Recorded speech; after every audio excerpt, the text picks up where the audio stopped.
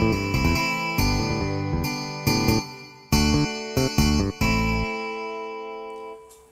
a todos, bienvenidos a Eficiencia.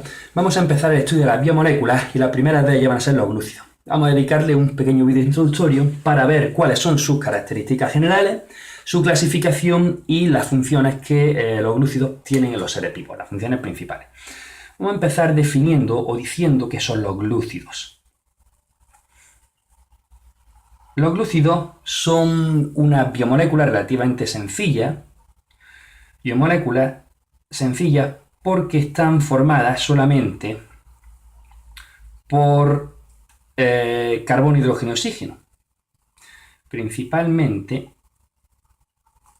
por carbono, hidrógeno y oxígeno. He dicho principalmente porque sí que hay algunos derivados glucídicos que tienen, por ejemplo, nitrógeno, ¿no? que se encuentra unido a amina, al grupo amina. Cuando se empezó a estudiar su fórmula molecular, se vio que por cada átomo de carbono había 2 átomos de hidrógeno y 1 átomo de oxígeno, y eso se repetía un número determinado de veces. Por eso dedujeron en un principio que parecía que los átomos de carbono se encontraban hidratados, es decir, parecía, al estudiar la fórmula molecular, que la sacaban de un modo empírico, parecían carbonos hidratados. Es decir, hidratos de carbono. Nombre que seguramente os suene porque se sigue utilizando mucho, sobre todo en dietética. Sin embargo, es erróneo, ya que esto no describe en absoluto la naturaleza, erróneo, la naturaleza de los glúcidos, ya que en ellos lo que encontramos son un grupo aldehído, siempre hay o bien un grupo aldehído, vamos a ponerlo así, o bien un grupo cetona, y hay siempre grupo hidroxilo, es decir, hay o bien un aldehído o una cetona, y siempre se encuentran acompañados de un número variable de hidroxilos, de grupo alcohol, hidroxilos. Por lo tanto, se puede decir que se trataría de polihidroxialdehído o polihidroxiacetona. Por eso el nombre de glúcido es, desde un punto de vista químico, más correcto, ya que hace referencia simplemente a una de las características más llamativas de la mayoría de los glúcidos, sobre todo los monosacáridos, y es que tienen sabor dulce. De hecho, glúcido proviene del término griego glikos, que significa dulce. Bueno, vamos a pasar a estudiar los diferentes tipos de glúcidos. Tenemos monosacáridos, oligosacáridos y polisacáridos.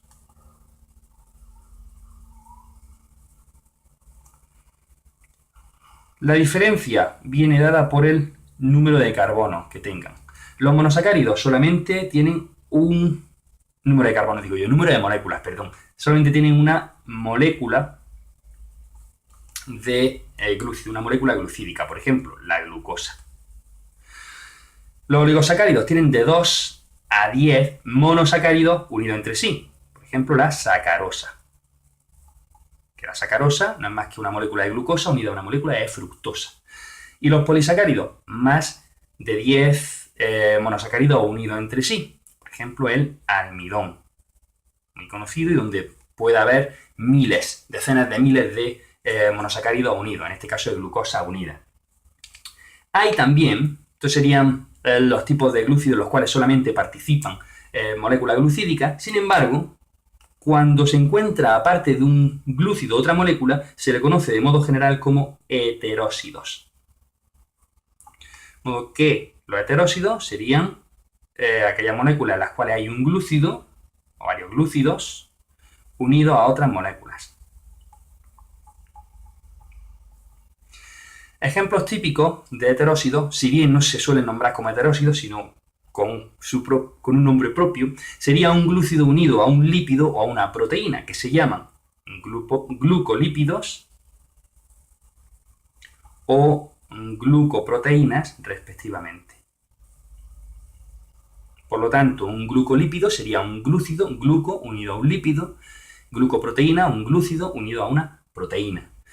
Hay también un número bastante variado de glúcidos que forman parte de otras moléculas, por ejemplo, los nucleótidos, donde tenemos el ácido desoxirribonucleico o el ácido ribonucleico.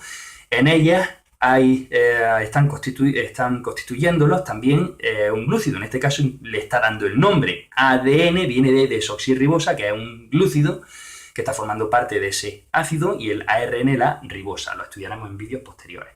La vitamina C es otro ejemplo de una vitamina que tiene una naturaleza glucídica. O incluso antibióticos. Se encuentra la estreptomicina, de base glucídica, la novobiocina, un antibiótico descubierto en el año 50, de amplio espectro y que tiene el azúcar novobiosa, y así por una gran variedad. Bueno, vamos a pasar a estudiar las funciones.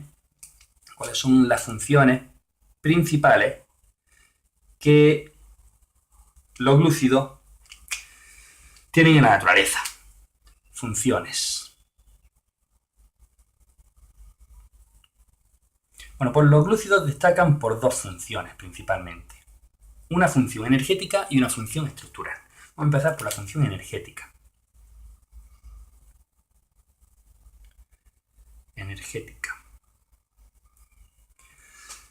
Nosotros tenemos, o existe un glúcido, que se puede decir que es el glúcido energético por excelencia. Se utiliza para obtener de él energía. Utilizan los organismos, que es la glucosa.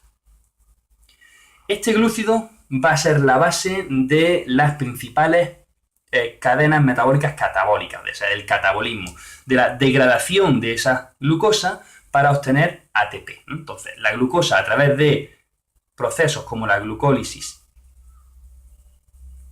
o la fermentación o la cadena respiratoria, la cadena de electrones, se va a degradar obteniéndose ATP. Y el ATP se dice que es la moneda energética de los seres vivos. ¿Por qué? Pues porque la energía que se obtiene, en este caso de la glucosa, queda almacenada en modo de ATP, con una molécula pequeña, fácil de transportar, estable, de modo que ese ATP, aunque haya sido producido aquí, puede utilizarse aquí para, con esa energía, realizar las funciones que sean. De hecho, tanto los animales como las plantas, como prácticamente cualquier ser vivo, tienen polisacáridos que no son más que reservas de glucosa para ser utilizadas cuando sea necesario. En el caso de las plantas, el almidón es el polisacárido por excelencia, y en el caso de los animales el glucógeno. El almidón y el glucógeno no son más que reservorios de glucosa. Son reservas de glucosa, como digo, para cuando es necesario se toma esa glucosa de estas reservas para ser utilizada en esos procesos catabólicos y obtener energía. Cuando sobra glucosa, al contrario, se acumula en forma de almidón o de glucógeno. Estos polisacáridos, almidón y glucógeno, se caracterizan porque su glucosa se encuentra unida entre sí por un enlace que se llama alfa-glucosídico, que es fácilmente atacable por las enzimas digestivas, de modo que se pueden separar con facilidad la glucosa del polisacárido. Eso en cuanto a la función energética. Vamos a ver la función estructural.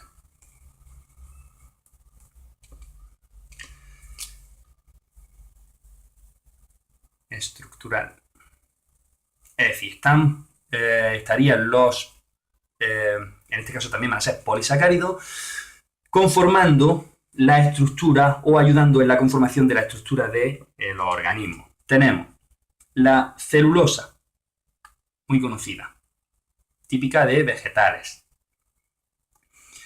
La quitina, típica tanto de hongos como de animales como los artrópodos. conformando la pared celular de los hongos o los exoesqueletos en artrópodos. Y la mureína, que es típica de un peptidoglucano que es típico de bacterias, forman la pared bacteriana.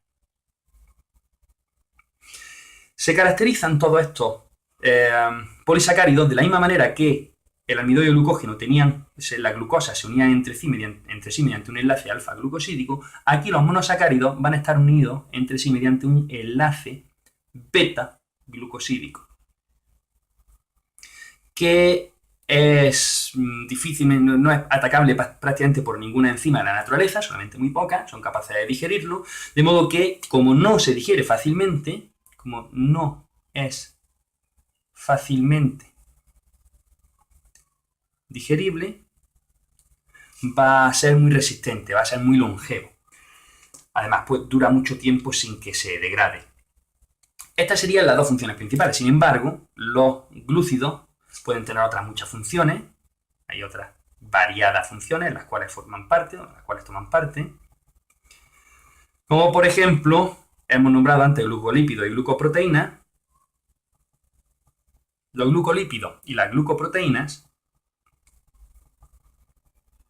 la parte glucídica suelen ser oligosacáridos, y esos oligosacáridos son los que van a participar cuando estos glucolípidos y glucoproteínas se encuentran en la membrana plasmática del reconocimiento